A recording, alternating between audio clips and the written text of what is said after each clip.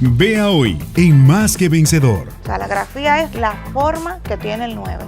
El yo entender que aquí, por ejemplo, hay 9 caballitos de mar, son otra cosa. Nosotros pues vamos a hablar en el día de hoy de la discapacidad específica de aprendizaje. Hay una parte de mi cerebro que si no procesa las letras, las palabras, la lectura, por más que yo te dé terapia, tú no vas a funcionar como se supone que debe funcionar, ¿verdad? El yo saber que esta es mi mano derecha y esta es mi mano izquierda influye mucho también.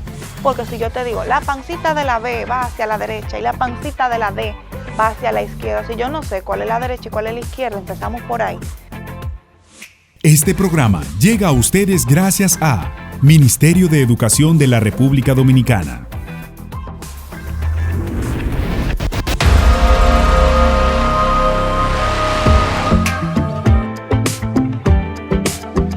Fundación La Voz de María presenta Más que Vencedor.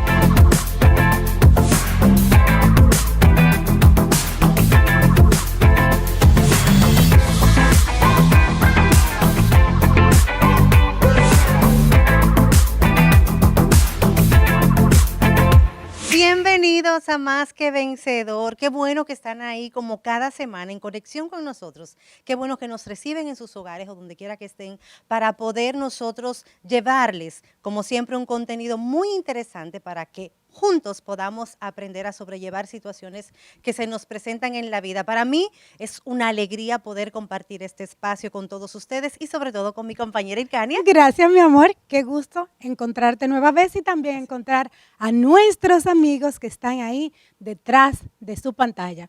Y de una vez yo quiero compartir con ustedes una cita bíblica que ahora voy a omitir de qué evangelista fue tomada simplemente. Voy a compartir el mensaje y era que hablaba del amor a los amigos. ¿Por qué? Me quedo con esta. Porque el mismo evangelio nos va a decir que qué mérito tiene si amamos solo a los que nos aman. Entonces, con este mensajito yo quiero que iniciemos este programa de hoy. No tenemos mérito si simplemente amamos a quienes nos aman. Bueno, es un gran sacrificio, pero realmente eso es lo que demostraría que somos verdaderos cristianos y que estamos cumpliendo con lo que nos indica amar al prójimo como a ti mismo y también, como tú dices, amar al enemigo. Bueno, pues es un sacrificio que debemos hacer, cuesta, pero realmente nos da una paz que, bueno, es muy reconfortante. Y en esa misma sintonía nosotros vamos a compartir con ustedes este toque de esperanza. La palabra de Dios es luz para nuestros pasos y es uno de los canales que el Señor usa para darnos su amor. Y en este momento, escucha qué grande es el amor de Dios por ti, bendito sea el Señor. En este momento, escucha qué grande y tierno es el amor de Dios por ti. Oye lo que el Señor te dice a través de su palabra, de Isaías 41, versículo 10. Isaías 41, versículo 10, grábatelo porque de verdad que es interesante que conserves esta cita. Isaías 41, versículo 10. Dice el Señor, no temas, pues yo estoy contigo. No mires con desconfianza, pues yo soy tu Dios. Yo te he dado fuerzas. He sido tu auxilio y con mi diestra victoriosa te he sostenido. Gloria al Padre, gloria al Hijo y gloria al Espíritu Santo, como era en un principio, ahora y siempre, por los siglos de los siglos. Amén. Hermanos, hermanas, ¿por qué temer? ¿Por qué ir por las peripecias de la vida? ¿Por qué ir enfrentando las vicisitudes que nos trae la vida con tristeza, con dolor, con temor? Si somos hijos de Dios, si somos amados por Dios, si somos el pueblo elegido, si somos criaturas de Dios, que a quienes Él ha elevado a su condición de hijos suyos. Si Dios es nuestro Padre, hermano, hermana, ¿por qué temer? ¿Por qué ir atravesando los inconvenientes de esta vida cargados de tristeza? llevando sobre los hombros el cúmulo de la desesperación y la angustia. Si eres tú uno de esos, si eres tú una de esas, si eres tu familia, una de esas familias que está pasando por una cañada oscura, por una tribulación, por un momento difícil, en este momento el Señor te dice, no temas, no temas, porque yo soy tu Dios.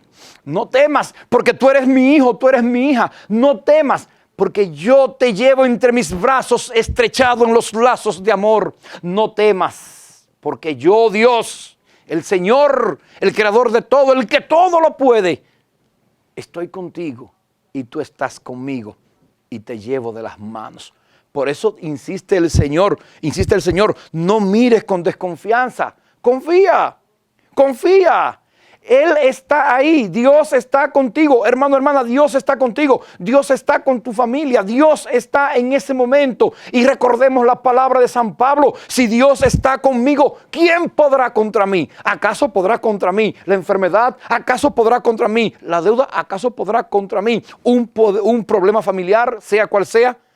Dios está conmigo. El que todo lo puede, el que me ha elegido, el que me ha hecho criatura suya, el que me lleva en lo más profundo de sus entrañas, el que tiene mi nombre, el que tiene tu nombre grabado en las palmas de sus manos, ese es el que te está diciendo, no temas. El que tiene poder en su palabra para calmar los vientos, el que tiene poder en su palabra para calmar la tempestad, el que tiene poder en su palabra para dar vida a los muertos, ese es el que te está diciendo en este momento, no temas, no temas, porque yo, tu Dios, estoy contigo y tú estás conmigo. Por lo tanto, ¿a qué te invito? Hermano, hermana, te invito a que te agarres del Señor. Haz del Señor el refugio. Haz del Señor el sostén de tu vida. Haz del Señor el fundamento de tu seguridad y de tu confianza. No vayas por la vida cargando con angustias. No vayas por la vida cargando con desesperación. No vayas por la vida cargando sobre los hombros un problema que es ínfimo ante la grandeza de tu Dios, de nuestro Dios. Confía en el Señor, pon en Él tu confianza, dale un voto de confianza al Señor y en este preciso momento, dile ahí mismo donde estás, Señor, pongo este problema en tus manos. Dile ahí mismo donde estás, bendito sea el Señor. Señor, acepto tu palabra, Señor. Acepto tu invitación a no temer. Hoy deposito en tus manos mi temor. Hoy deposito en tus manos mi preocupación. Dile ahí, hermano, hermana, por intercesión de María Santísima, dile, hoy deposito en tus manos, Señor, la angustia, la desesperación, el miedo a lo que va a pasar. Dile de corazón en este momento al Señor, hoy acepto tu palabra, esa palabra en la que me invita a no temer, y hoy aquí abandono el temor, la angustia, la desesperación y me abro a la confianza de que tú estás conmigo, y como tú estás conmigo, todo va a salir bien. Te bendiga el Señor en el nombre del Padre, del Hijo y del Espíritu Santo. Amén. Ay, qué chulo que estamos de regreso después de este toque de esperanza. Y hoy tenemos un contenido sumamente interesante. Así que, Danaui, yo quiero que tú me le digas a las personas qué es lo que tenemos para hoy. Bueno, un plato fuerte, muy práctico, muy conocido, pero los términos yo sé que van a ser un poquito desconocidos. Tenemos con nosotros a nuestra querida psicóloga Leticia González, psicóloga clínica infanto-juvenil, y bueno, ella es experta en terapias, de lo que hoy vamos a hablar. Bienvenida, Leticia, de nuevo, gracias por estar con nosotros. Muchas gracias nuevamente por invitarme, yo feliz de estar aquí con ustedes. Qué bueno, qué bueno. Nosotros pues vamos a hablar en el día de hoy de las discapacidad específica de aprendizaje. Señores, y escuchen estos términos, como decía Danaui, dislexia, oigan bien, disgrafía y discalculia. ¿Lo dije bien? Sí. Ah, bueno. Entonces, mira qué cosa, ¿eh? Fácil que nosotros estamos acostumbrados a manejar esas situaciones y a conocer esas situaciones así como aéreamente, pero ya tú me preguntas ahora mismo y es como, ¿qué es dislexia, discalculia, disgrafía? Por eso tenemos a nuestra psicóloga aquí para que nos oriente y de una vez vamos a identificar qué son las dificultades específicas de aprendizajes, para definir. Las dificultades específicas, ¿verdad?, en la parte de aprendizaje son unos trastornos o modificación dentro de los procesos de aprendizaje específicos. Por eso se divide en varios. No todo el mundo tiene los mismos y son realmente las dificultades que se presentan directamente ya en esa parte de aprendizaje. Imaginamos, Leticia, que existen unos signos Sí. para nosotros estar alerta. ¿Cuáles son esos? Primero hay que identificar cuál es la edad de desarrollo del niño. Yo no le puedo exigir a un niño de 3 años que me escriba o me lea, al igual que a un niño de 6 o 7 años, ¿verdad? Entonces, los primeros signos son ya en la etapa escolar o preescolar, si el niño realmente, por ejemplo, no entiende lo que se le dice, repetitivamente, que normalmente se inicia con las vocales, no asimila rápidamente la forma de las vocales, el sonido de las vocales, no distingue, si yo se le enseño es como que yo no se lo hubiese enseñado nunca, prácticamente como que, ok, como entendí, pero no entendí.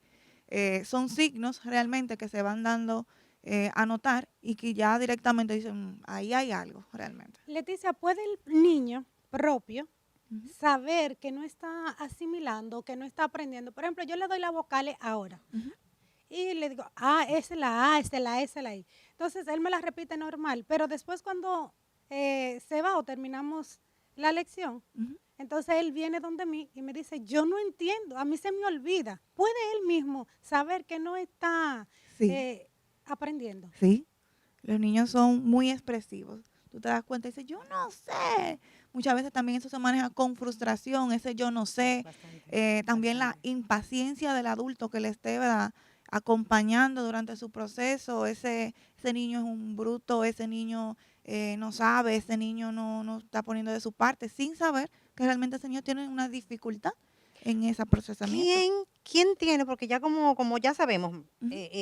cuáles son los signos, pero ¿quién determina que tiene esa condición? Porque muchas veces entiendo que quizás en el proceso de aprendizaje, como decimos comúnmente, algunos niños son más lentos que otros. No todos tienen la capacidad de aprender así al mismo nivel, pero llega un momento en el que ya debe haber una reacción. ¿Quién determina si hay una condición? Ok. Inicialmente se da cuenta, no determinada, sino se da cuenta el maestro o la maestra que trabaja el niño diariamente en la escuela o en el colegio. Ya después de ahí se pasa a la orientación o psicología de esa institución escolar y específicamente un psicólogo infanto-juvenil y psicólogo ya específicamente educativo es el que trabaja esa parte. Ok, señores, esto es muy interesante y es bueno que si ustedes están muy ocupados, pues saquen este momentito porque de esto depende mucho la manera de usted poder lograr que sus niños aprendan y crezcan, por decir así, a nivel de educación. Luego de la pausa, O sea, la grafía es la forma que tiene el 9. El yo entender que aquí, por ejemplo, hay 9 caballitos de mar, son otra cosa. Si un alumno tiene dificultades con las matemáticas, puede padecer de una discapacidad de aprendizaje llamada discalculia. La discalculia o dificultad en el aprendizaje de las matemáticas es una condición neurológica que dificulta la comprensión de las matemáticas y tareas que involucren las matemáticas. La discalculia es un trastorno de aprendizaje numérico donde las personas afectadas pueden enfrentar dificultades para entender desde los conceptos más básicos, como entender proporciones, qué es más grande o qué es más pequeño. Por ejemplo, si le muestran 6 manzanas y 3 naranjas, puede tener dificultades para determinar si hay más manzanas o naranjas.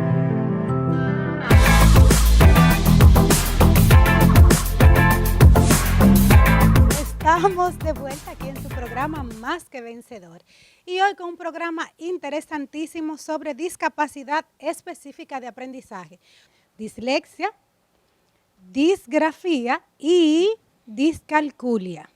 Así es, y vamos hablando de discalculia, así como que ya conocemos el término y lo manejamos. Si vamos a ver, ¿qué es específicamente la discalculia? La discalculia es la dificultad o el trastorno específico en la parte lógica matemática, simple y sencillo.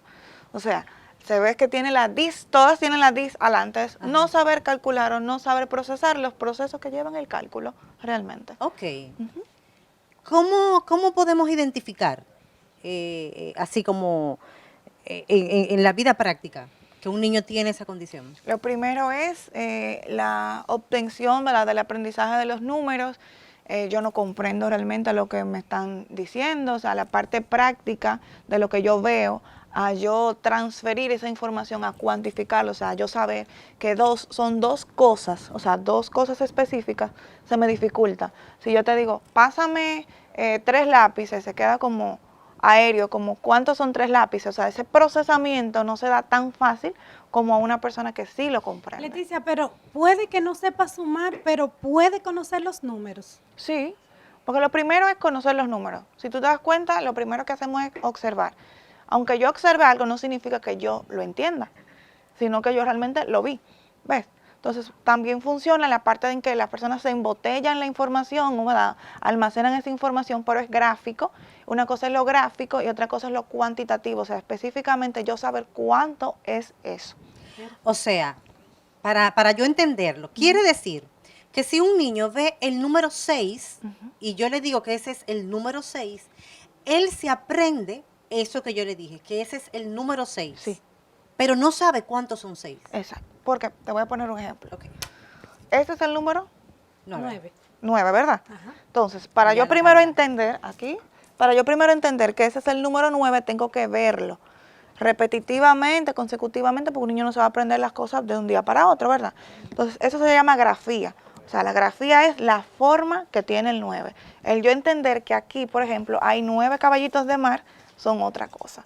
¿Por qué? Porque yo tengo primero que entender la grafía, o sea, la forma que tiene el número, cómo se llama, ¿verdad? Aquí está, abajo. Y después, entonces, yo saber que contando va a llegar a 9. Pero yo tengo primero que aprender a contar. Yo tengo primero que 1, 2, 3, 4, 5, 6, 7, 8, 9.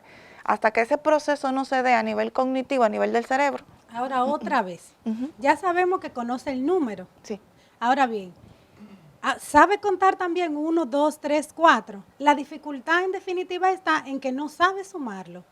Así es. Hay diferentes. Ya yo aprendí, por ejemplo, a eso, o no lo he aprendido, pero sé sumar. No sé sumar, pero eso yo me lo sé. Por ejemplo, hay diferentes.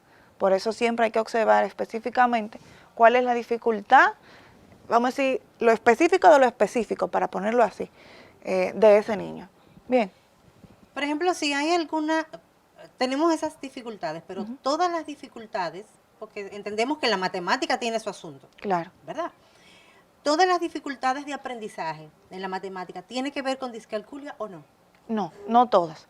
Una es dificultad de procesamiento porque cada niño tiene su edad de desarrollo específico para algo. Vuelvo y digo, no es lo mismo exigirle a un niño de 3 años que a un niño de 8 años. No es lo mismo exigirle a un niño que no tenga una dificultad, por ejemplo, cognitiva o un retraso cognitivo o una parálisis cerebral infantil, por ejemplo, o un síndrome de Down o autista, a un niño que específicamente tiene algo que ver con el aprendizaje. ¿Ven? Entonces, ¿cómo le afecta directamente al niño?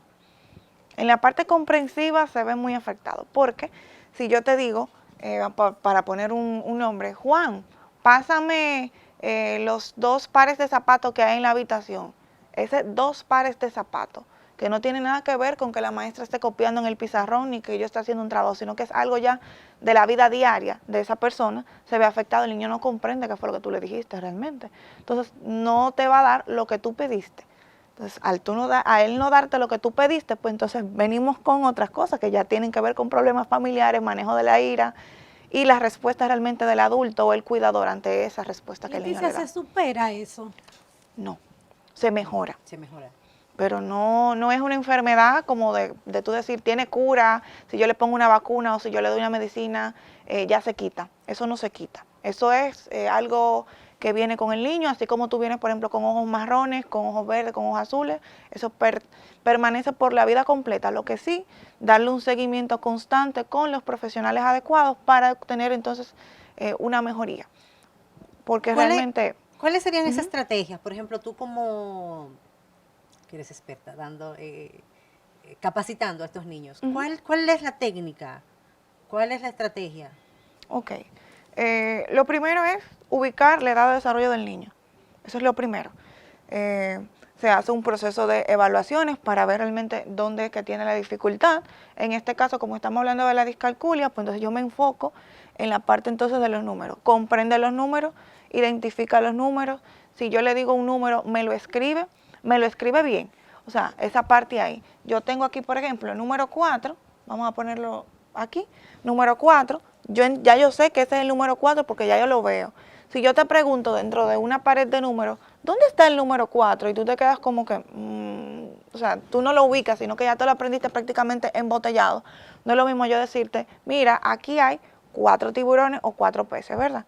No es lo mismo a yo decirte eso. O pásame 4 monedas. Si yo tengo estas 4 monedas, el niño se queda pensando que es 4 realmente, tú ves. O sea, como que específicamente hay que identificar dónde está la dificultad, si realmente comprende o si no lo comprende, cómo realmente darle esas estrategias, ser más específicos, hacer más físicos. No es lo mismo yo ver un número a yo saber que ahí hay 4 monedas, ¿ves? Tardan mucho los niños, por ejemplo, en los procesos de aprendizaje. Ya cuando tienen esta condición, a partir de las terapias, de las estrategias que se utilizan, más o menos el rendimiento que llevan. Bueno, del avance como tal, entre 4 y 6 meses se supone que ya el niño debe de, vamos a decir, como agarrar la vuelta. Obviamente con el seguimiento constante, el seguimiento tanto a nivel terapéutico de la escuela y del hogar. O sea, un compromiso entre esos 3 pilares que realmente den frutos de lo que uno está buscando con el niño, que es realmente que él comprenda y que lo ejecute en su vida diaria. ¿Puede un niño, por ejemplo, a temprana edad, como decimos, como no saben escribir ni leer, pero sí tienen memoria fotográfica, así que se dice, tienen esa memoria fotográfica, no presentar algún síntoma y ya de más adulto, de más grande, ya presentarlo? ¿O desde el principio ya desde el principio, porque no es algo que te aparece, por ejemplo, cuando tú cumpliste 18 años, 19 años, sino que se van dando esas pequeñas pistas que quizá para algunos sean muy notorias, para otros no, o al revés. Sí fueron notorias, pero fueron ignoradas. ¿Ves? Más o menos ahí. Yo creo que ahí dejamos esta parte y la observación siempre a los padres, de observar y tener la paciencia, señores, y tomando en cuenta que es una dificultad, tiene una dificultad neurológica. Sí. Entonces, como tenerle paciencia, trabajar en equipo con la escuela, el hogar y, no darle cocotazo, que no son brutos. Lo que pasa es que tienen esta condición y lo que hay que hacer es ayudarle, ¿verdad? Sí. Pues venimos luego de estos mensajes. Luego de la pausa. Hay una parte de mi cerebro que si no procesa las letras, las palabras, la lectura, por más que yo te dé terapia, tú no vas a funcionar como se supone que debe funcionar, ¿verdad? Con tus donaciones, haz que se propague el Evangelio hasta los confines de la tierra. Dar es propio del que sabe recibir con amor. La Voz de María, el canal que conduce a Cristo. Para tus donaciones, hazlo a través de las siguientes cuentas bancarias.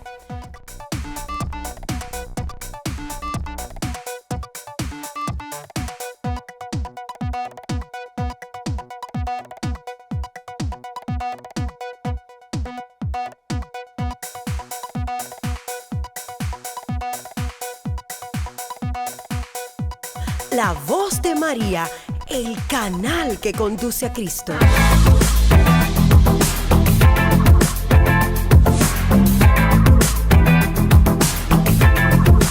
Estamos conversando con Leticia, un tema muy interesante para nosotros, no solo la ama de casa, que siempre estamos con nuestros pequeños, sino también para nosotras las profesionales que salimos a buscar el pan cada día, porque a veces vemos que nuestros hijos o notamos que nuestros pequeños tienen alguna dificultad en el aprendizaje. En este día de hoy estamos hablando acerca de lo que es la dislexia, la disgrafía y la discalculia. Continuamos. Bueno, vamos a hablar ahora de dislexia. Apréndanse esa palabra y vamos ahora a escuchar el significado de nuestra psicóloga. La dislexia, para ponerlo fácil, sencillo y fácil de comprender, es la no adquisición, ¿verdad?, de la lectura o la dificultad de una buena lectura. Dis de no, lexia de lectura, de leer. Ven, entonces por lo menos ahí es más fácil de entender que ese término, ¿verdad? Ok, entonces, ¿cuáles tipos podemos clasificarlo o hay una dislexia y ya? No, hay diferentes porque realmente lo que te digo, el niño puede tener el diagnóstico de la dislexia como tal, pero no en todas. Como dicen, tú no puedes bailar en todas. Es posible que sí, pero hay niños que no. O sea, en el caso de la dislexia, como estamos hablando de la lectura, vamos a poner un ejemplo bien rapidito, que ¡Miren a aquí Nacho! todo el mundo, ¿verdad?, en este país, ¿verdad?, y en varias Sí. partes de Latinoamérica ha manejado o manejó el libro Nacho, que es, vamos a decir, la recomendación inicial del proceso de lectura, de lectoescritura. Inicialmente, cuando se comienza a leer, ¿verdad?, en la lectura del Nacho, lo primero que vamos a hacer siempre es la lectura de las vocales. Yo específicamente me doy cuenta desde un principio con qué el niño tiene esa dificultad, si omite, si cambia, se invierte, si tiene, por ejemplo, un problema que no identifica los sonidos de las letras ya convertidas a palabras. Porque no es lo mismo yo decirte a yo decirte árbol. Es la combinación ya de dos palabras y también la parte de la articulación de la boca es difícil para pasar de un proceso de yo ver y entender a yo decirlo como tal. Leticia, por eso vemos en las aulas algunas maestras que hacen ademanes no solo con las manos, sino también en la boca, Sí. cuando le están enseñando una consonante. Entonces, de ahí es que viene entonces la práctica y Sí. el ejercicio para el aprendizaje. Tú sabes que yo recuerdo un niño que tenía problemas con la R. Y al parecer su maestra, como estrategia, el sonido del motor, R, y cada vez ya él se acostumbró, le ayudó bastante, pero cada vez que iba a decir una palabra con R, él hacía este gesto, porque le recordaba que el motor es con R. Exacto. Lo- Porque lo- para el proceso de lectura es importante esa parte, independientemente de muchos niños también muestran dificultades del habla. No es lo mismo el problema de la lectura con la dificultad del habla, aunque pueden ir de la mano. Ok. ¿Ves? Entonces, por eso siempre aquí el uso de la mascarilla hace ya 2 años sí dificultó mucho esa parte porque el niño no te veía la boca, no veía la articulación. No es lo mismo yo decir a yo decirte o sea, tú no vas a entender realmente lo que yo te estoy diciendo, cómo es que tú debes de mover tus labios, tus dientes, tu boca para yo decirlo correctamente. Sí, ahora recuerdo que en la escuela nos enseñaron, otra vez volviendo a las vocales, que nos decían las abiertas y las cerradas. Sí. Entonces, por eso no sabe. Recuerdo que la maestra nos decía de que pongan la boca así, o Es para sí. justamente eso, porque la boca tiene que articular y te va a salir el sonido que se supone que tiene que salir si tú lo articulas bien. Si no, Leticia, no. entonces, ¿cuándo debemos consultar al médico? Bueno, hay dificultades, por ejemplo, que tienen que ver con la parte cognitiva, o sea, el cerebro. Como siempre les digo, nosotros aplicamos el sentido de conducta, el sentido de aprendizaje, la parte psicológica como tal, pero hay un sentido neurológico, biológico, que se supone que los psicólogos no podemos tocar, ¿verdad? Que ahí es que entra la parte médica. Dado caso que el niño necesite neurología o psiquiatría, o en dado caso su pediatra, que él sigue siempre el médico base, que se da cuenta, o uno puede dirigirse para que lo pueda referir directamente ahí. Me surge la inquietud. ¿Sabes que a veces uno va al ortopeda y el ortopeda te envía a un fisiatra? Entonces, mi pregunta es, si el neurólogo te dice que tú necesitas este tipo de, ¿cómo llamaríamos? Entrenamiento, Terapia. tratamiento, terapia. Entonces, el neurólogo está en plena autorización para enviarme a un psicólogo o a un fisiatra ocupacional, así se llama. Un terapeuta ocupacional. Claro que sí, sí. Entonces, todos los procesos neurológicos, se supone que el médico, ¿verdad?, neurólogo está entrenado y capacitado para identificar eso. Un neurólogo, ¿verdad?, todos los procesos cognitivos cerebrales porque conoce el cerebro. O sea, hay una parte de mi cerebro que si no procesa las letras, las palabras, la lectura, por más que yo te dé terapia, tú no vas a funcionar como se supone que debe funcionar, ¿verdad? Entonces hay que identificar eso. Si hay un problema cognitivo cerebral directamente aquí, si hay unas conexiones que se perdieron, ¿verdad? Porque vamos a recordar que nuestro cerebro es como esa conexión de cables, ¿verdad? Esas neuronas que si están mal puestas, obviamente no va a funcionar como debe. Ok, o sea, ahí es que está la conexión entre la dislexia y el cerebro. Sí. O sea, hay una conexión importante porque se supone que si el cerebro, hay algo en el cerebro que no está bien, se refleja justamente con esa discapacidad. Esa es la causa, ¿verdad?, de la dislexia. Repetimos para los que se conectan con nosotros ahora. Sí. Definición, dislexia. ¿De qué es que estamos hablando? La dislexia es un trastorno o dificultad en la parte de la lectura, específicamente la lectura. Bien. ¿Cuáles podrían ser las complicaciones, para decirlo así? O sea, si un niño está leyendo, ¿cuáles serían esas dificultades que se encuentran? Bueno, muchas veces agregan palabras que no van. Si yo estoy leyendo papá, el niño me dice papata. O sea, tú me agregaste cosas que no estaba ahí. O sea, tú ni siquiera le estás viendo, pero me lo dijiste. A veces omite, si ahí dice Margarita, en vez de decirme Margarita, Maguita o Maga. O sea, ya lo dejaste ahí por mitad. O sea, realmente son cosas que tú dices, espérate, ahí no dice eso. Si realmente no entendió, sustituye, por ejemplo, en vez de árbol, te dice ábol. Tú ves que no es lo mismo. Ahí omitió, pero también como que hubo una sustitución y la palabra para él es así. Tú dices, ¿es seguro? Sí, es así. Vamos a decirlo otra vez. Y tú entiendes realmente que el niño te la comprende y te la dice de esa manera. Leticia, entonces, ¿cómo debemos tratar la dislexia? Bueno, lo primero es identificar. ¿Cómo yo identifico? Obviamente de mano de la escuela. Por eso te digo, la parte de aprendizaje tiene que ver mucho con involucrar a los maestros, que el maestro identifique que el niño tiene esa dificultad. Porque en la casa tú te das cuenta porque te mandan a hacer tareas y tú, ¿verdad? Como padre responsable, ¿verdad? Como padre responsable al fin, tú te sientes un ratito a hacer la tarea y tú te das cuenta. Pero ¿y los que no? Por ejemplo, que llegan directamente ya a la casa, te pusieron tareas, sí, pero como que se soltó. O realmente la parte que tenga que ver con la lectura, tú no te has dado cuenta porque te has trabajado otra cosa. O sea, como observar esa parte, tener en cuenta esa parte y ya directamente cuando el maestro se da cuenta que llama la atención de los padres y dice, pues es verdad, porque que yo le he puesto a leer varias veces y como que él no, como que no es bueno para eso, ¿no? Los niños que tienen dislexia pueden identificar y conocer las letras. Sí. Todas. Sí. El problema de ello es que cuando las unen, o cuando se unen las letras para formar palabras, ya ahí se le pierde. Sí, porque ¿Cuál sería ese efecto? Es como un desorden. Vamos a decir, tú estás en tu casa y tú sabes que tú estás en tu casa, que tienes las cosas que están en tu casa, pero no hay nada puesto en el lugar que tú normalmente lo colocas. Bien. Okay. O sea, que tú, si tú vas a buscar una jarra de agua a la nevera, cuando tú abres está un zapato. Bien.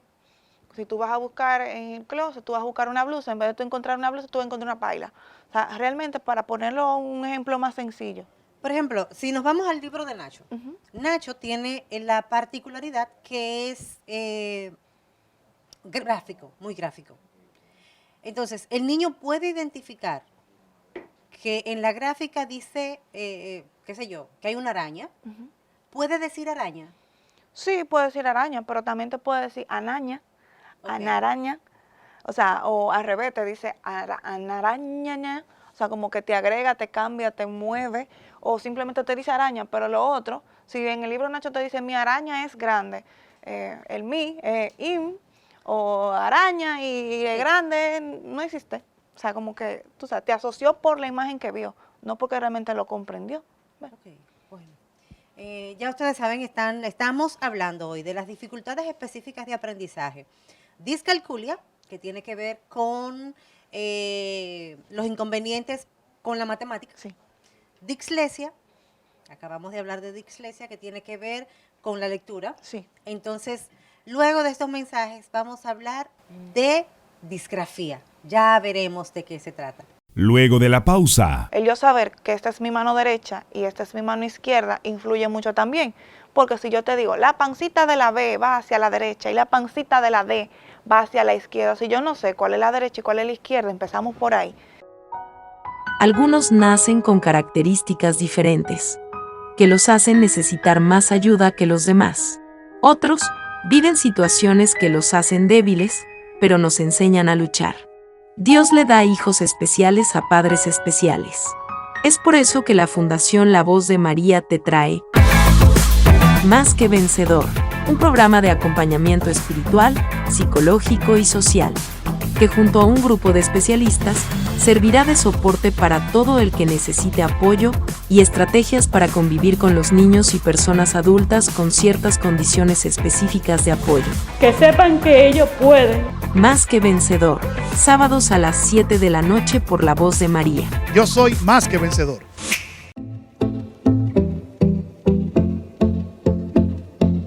Me encanta reencontrarme siempre con ustedes, a pesar de los pequeños espacios que dejamos para que ustedes hagan algunas cosas, los mensajes que les dejamos.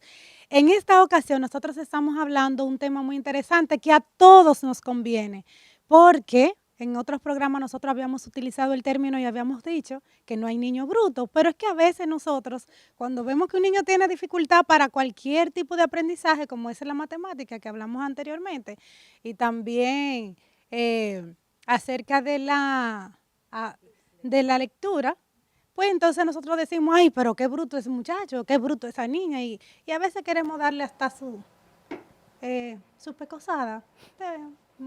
Para ponerlo bonito, yo ¿verdad? no quería decir Para más ponerlo bonito, bonito. pero ustedes saben. Entonces, para esto nosotros tenemos a Leticia, que nos está educando y diciendo que no es que el niño quiere hacer eso, sino que hay un problemita y que tenemos que tratarlo. En este momento vamos a hablar de la disgrafía. Entonces, yo quisiera saber qué es eso.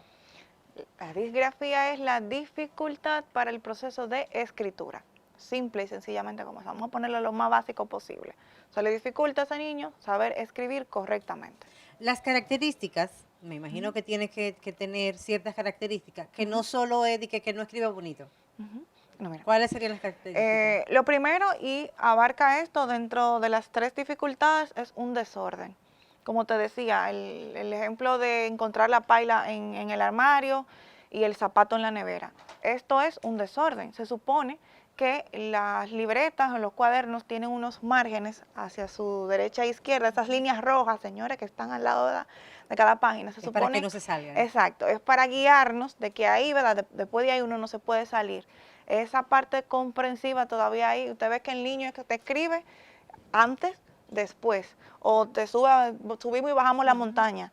Esa típica dificultad, sí. También las letras tienen diferentes tamaños. Tú ves que es una letra muy grande, una muy pequeña, una que está invertida, otra que no, que parece a un número, o sea, cosas así, que tienen que ver directamente con la escritura. Yo creo también que tenemos que pedirle a Dios que nos llene de esa paciencia que tiene mi querida Leticia. Sí, porque para este tipo de terapia, aparte de amor a la profesión, amor a los pacientes, también necesitamos pedir algo, una chispa de divinidad. Como nosotros tenemos un toque de esperanza también al inicio, entonces también pedir un toque de paciencia. Sí, porque estos niños, aparte de que si tú le hablas mal, lo maltrata, aparte de esa dificultad, ¿a dónde vamos a llegar? ¿A dónde vamos a parar? Entonces, ¿existe algún tipo, alguna causa? Bueno, el desorden del procesamiento cerebral como tal. O sea, mi cerebro no comprende el orden, vuelvo y digo la palabra desorden, el orden de las cosas. O sea, el yo saber que esta es mi mano derecha y esta es mi mano izquierda influye mucho también.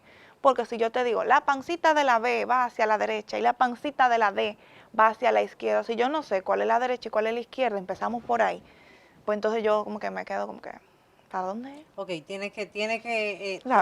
todas estas condiciones tienen que ver con alguna dificultad en el cerebro. Sí, eso es una dificultad de procesamiento porque yo tengo que situarme en el espacio de yo entender que para acá es la derecha, para acá es la izquierda, y a partir de ahí yo debo hacer los trazos de izquierda a derecha, yo leo de izquierda a derecha, yo veo de izquierda a derecha, todo eso es así. Bueno, y eso me da también otra idea, porque yo al principio, en mis años mozos, cuando yo era un poquito más joven, yo daba clases. Entonces, yo le decía, porque aparecían algunos niños, pues que me confundían la barriguita de la B, lo que decías tú ahora. Entonces, pero yo no me había percatado de que necesariamente yo tenía que saber que el niño, percatarme de que el niño supiera cuál es su derecha y cuál es la izquierda. Miren, nosotros tenemos un compromiso. Ya ustedes saben. Sí, un compromiso bastante grande y sobre todo, insisto en que sin violencia, porque es un proceso que yo me imagino que mejoraría, pero sí tiene que haber mucho amor y mucha paciencia. Sí. Mucha paciencia. Entonces, hablamos de disgrafía. ¿Eso abarca todo o existen algunos tipos de disgrafía? Leve, severa.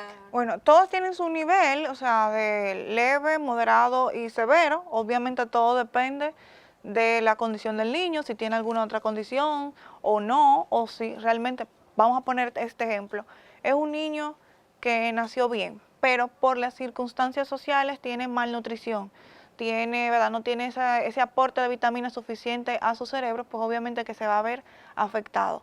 Emocionalmente por igual, un niño maltratado no funciona igual que un niño que no lo es. O sea, todo ese apoyo emocional, toda esa cobija de mi casa, de mis padres, de mis cuidadores y de la escuela también influye un poco. Porque no es lo mismo yo decir, sí, tú puedes lograrlo, vamos a hacerlo bien. Este muchacho sí es bruto, este muchacho no da para nada, tú no sirves, tú no esto. O sea, eso va alimentando también de que yo no le encuentro el interés de por qué yo debo hacerlo bien si como quiera me están hablando mal. Bien. Leticia, tratamiento para esto. El tratamiento específico son las terapias de aprendizaje, después del proceso de evaluación. El proceso de evaluación inicia con la contemplación del CI del niño o de la inteligencia de ese niño y ya de unas pruebas específicas que determinen esos problemas de aprendizaje, de lectura, de los números y de la escritura. ¿Qué es el SI? Antes de que mi compañera haga la pregunta. Es el cociente intelectual o coeficiente intelectual, o sea, vamos a decir, esa medida que a nivel mundial se ha tomado en consideración para tú decir, estás dentro del proceso inteligente, ¿verdad? Normal, vamos a decir, adecuado de la población humana. ¿Esa prueba escrita o es oral o con un tipo de maquinaria? Así se diría. No, bueno, de aparato. Bueno, aquí normalmente se usa lápiz y papel, o sea, es una prueba impresa, obviamente estandarizada, o sea, se estudió muchos años para determinar que lo que yo estoy preguntando y lo que se está ejecutando tiene un sentido y un para qué. O sea, no es que me la inventé ayer, sino que realmente es la prueba de muchos años de evolución en cuanto a la educación y en cuanto al desarrollo y aprendizaje se refiere. Bien. Leticia, yo necesito, por ejemplo, ¿cómo escribiría un niño que tiene disgrafía, que tiene esa condición? ¿Cuáles serían las características así en papel? Vamos a ponerlo aquí con un ejemplo. ¿A dónde me dirijo? Acá. Ok, vamos a ponerlo aquí con el abecedario. Un abecedario sencillo, que como ven no tiene la ñ, ¿verdad? Porque en español, ¿verdad? Pero vamos a ponerlo aquí. Tiene dificultad, por ejemplo, en la grafía, o sea, en la escritura de las letras. Difícilmente tú le ves que le haga correctamente. Por ejemplo, en la pancita de la B, ven que aquí tiene dos tipos de pancitas completamente diferentes. Es desordenado, o sea, ahora está un poquito organizado, ¿verdad? Pero es desordenado. Por ejemplo, ponemos la aquí, la E por acá. Ve que tiene una inversión de las letras. Y tú le dices, ¿está bien? ¿Está bien? Sí, yo la veo bien. Esa, sí. ¿Se para ese lado? Sí, yo estoy seguro. O sea, y reconoce, por ejemplo, en el caso de la J, la veo ahí encerrada, que está para el otro lado, él reconoce que es una J. No. Inicialmente sí se sabe que es la J porque normalmente uno se aprende el abecedario, como dice, embotellado o por orden A, B, C, D. Pero de yo decirte específicamente cuál es la J, todo tiene, ¿verdad?, su edad. Como te decía al principio, 5, 6 y 7 años son las edades determinantes para tú aprender a esto. Por ejemplo, aquí tenemos una, ¿cuál es esta? La P. ¿Pero qué te parece? La Q. Una Q minúscula, ¿verdad que sí? Para el niño que haga la P hacia acá, ¿tú estás seguro de que sí? ¿Cuál es esa? La P, seguro, sí, ok. Sabe y reconoce que es la P, pero la dirección hacia dónde va la P ya entonces es diferente. Un niño de 5 años, por ejemplo, no está todavía para esto. Bien, un niño de 5 años está para trazos, para seguir esos puntitos yo flojar mi manita, que por eso aquí tengo unas cuantas cosas, por ejemplo, tengo aquí lápiz, por ejemplo, un niño que te agarre el lápiz así, no va a escribir bien. Un niño que te agarre el lápiz así, tampoco te va a escribir bien. ¿Ves? La forma correcta ya determinante de tú agarrar el lápiz es así. Pero para eso hay un proceso de tú agarrar el lápiz. Ahora que hablamos de cómo agarrar el lápiz, hay niños que agarran el lápiz y le dejan demasiado espacio el lápiz debajo. También eso es como una característica de... Sí, eso influye. O sea, obviamente dentro del proceso de escritura, todo es por tiempo. Por tiempo, sí. Exactamente. Un niño de 5 años, yo no me preocupo que me agarre el lápiz así o que me agarre el lápiz así, porque está aprendiendo a... Pero ya un niño de 8 años, si te agarra el lápiz así o te lo agarra aquí, ahí sí. Pues dice, no, mi amor, espérate, o sea, tú tienes que escribir aquí porque se supone que la mano ejerce este movimiento y si este movimiento no está correcto, pues el niño no te va a escribir bien. Por ejemplo, mayormente niños que tienen dificultad de disgrafía tienen dificultad en la motricidad fina, que es el uso adecuado de las manos. Bien, por eso tú ves, por ejemplo, agarre de pinza. Si yo lo agarro correctamente así, yo le estoy haciendo la fuerza adecuada para yo hacer el mismo movimiento que le puedo hacer al lápiz. Pero si yo lo agarro así, por más que yo haga esto, la pinza no me va a cerrar correctamente. Me va a dar dolor aquí también muscular. Por eso te digo, tiene que tener ciertas características que pueden cumplir con la parte motora, que obviamente no me va a permitir yo escribir correctamente. Bien. ¿Y la tijera? En la parte de la tijera, como te decía, por ejemplo, un niño de 5 años normalmente trabaja con trazos. O sea, seguir los puntitos, llevar las líneas, unir los puntos, pero si yo te agarro la tijera así, yo no te voy a hacer esto correctamente. Si yo te agarro la tijera así, yo no voy a recortar, por ejemplo, esta hoja correctamente. ¿Ves? Igualmente la dirección. Si yo estoy recortando así y es algo así, pues obviamente no lo voy a hacer correctamente.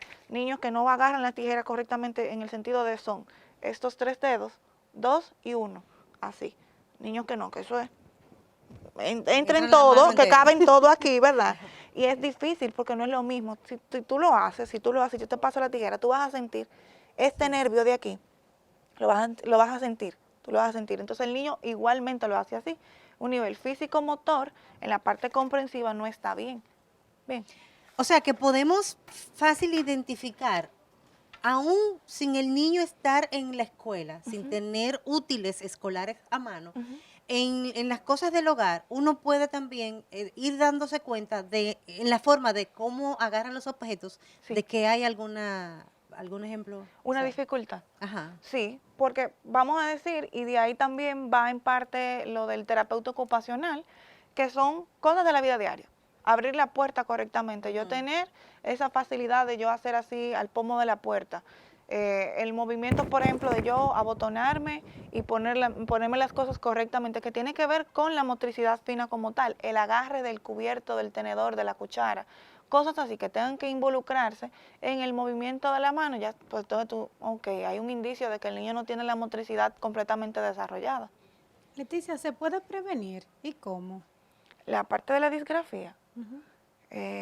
Se puede prevenir en cierto punto, pues si ya, como te decía, es algo ya congénito, o sea, tú vienes con eso y se puede ir mejorando a lo largo de la etapa de la vida, pero influye qué tanto te han estimulado o qué tanto se estimuló ese niño cuando pequeño. Pues no es lo mismo un niño que fue estimulación temprana desde los 2 años o desde el año a un niño que entró directamente a la escuela a los 5 años y medio o a los 6 años sin tener todo ese proceso atrás realizado. La disgrafía tiene que ver, porque vemos muchos, de hecho hasta los médicos escriben enredado.